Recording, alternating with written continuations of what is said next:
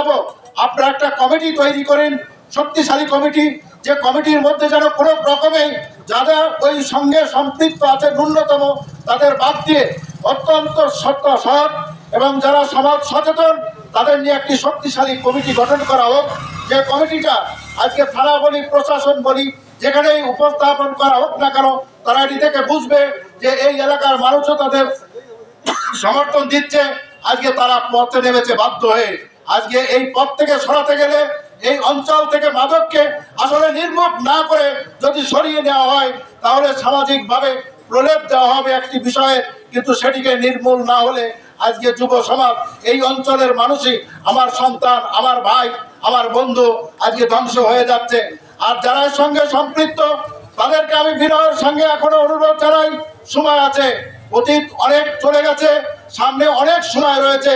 আপনাদের সন্তানদের আর এই অবস্থার মধ্যে আপনারা এই বিড়ম্বনা আর এই দুর্নামের মধ্যে তাদের ঠেলে দিবেন না। কারণ প্রতি প্রজন্ম যারা আসছে, আপনারা আপনাদের জীবন শেষ করেছেন। কোনো জায়গায় যে আপনাদের নাম বললে আপনারা যেমন ছোট হয়ে যান, আপনাদের সন্তানদের এখান থেকে বাঁচান। আপনারা সন্তানদেরকে এই অবস্থার মধ্যে দুটি পয়সার জন্য টেনে নিয়ে নিজেরা ধ্বংস হচ্ছেন, সমাজকে ধ্বংস করছেন, আর ওই সন্তানদেরও আপনারা ধ্বংস করে যাচ্ছেন নিজেদের অজান্তে, যেটিকে আপনারা বুঝতে পারছেন না। আমরা অনুরোধ জানাবো, তারাও আমাদের ভাই, এই অঞ্চলের সন্তান, তারা মানুষের মতো মানুষ হোক। ওই পরিবারের যেসব পরিবারগুলোতে এই কারবার হচ্ছে সেখানে দু একজন মানুষ তো আছে সচেতন, তাদেরকে আমি অনুরোধ জানাবো পারিবারিকভাবে যে পরিবারগুলোতে এগুলো হচ্ছে তারা বৈঠক করে তাদের ফিরিয়ে আনার জন্য ব্যবস্থা নিন। এই যে কমিটি তৈরি হবে, নিশ্চয় একটি কমিটি তৈরি হবে, এই কমিটি আপনাদের সহযোগিতা করবে। আপনারা যদি না পারেন তাহলে কমিটিকে বলবেন তারা ব্যবস্থা নিচ্ছে, এবং সর্বোপরি এই কমিটি নজর রাখবে। আজকে থানায় যে আইন শৃঙ্খলা কমিটির মিটিংয়ে বলেছে, যখনই নূরবাগ থেকে তারা মুভ করে প্রশাসনের লোক, তারা ওখান থেকে নাকি খবর হয়ে যায়, এখানে তারা সরে যায়, কেউ কাউকে পায় না। এই অবস্থাটি আজকে একদিনই তৈরি হয়নি।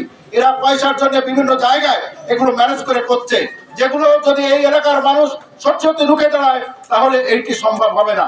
আপনারা কে কোথায় কি করছেন কেউ না কেউটা জানবে। যদি অবহিত হয়, প্রশাসন যদি ব্যবস্থা না নেয়, তাহলে আরো বৃহত্তর আন্দোলনের মাধ্যমে এই প্রশাসনের বিরুদ্ধে আমাদের ব্যবস্থা নিতে হবে। এটি রাজনৈতিক দল এবং আমরা সবাই এ বিষয়ে একমত হব, এতে কোনো সন্দেহ নাই।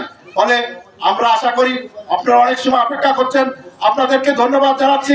এটি আমার ইউনিয়ন, এই ইউনিয়নে আমরা যেমন আমাদের নেতা মুজিব বিশ্বাস বলেছেন, আমিও তেমনি পাই বিভিন্ন জায়গায় গেলে বলে এই ইউনিয়নের অবস্থা কি, তখন আমরা লজ্জিত হই। আমরা এই অঞ্চলের মানুষ, এই লজ্জার থেকে আমরা পরিত্রাণ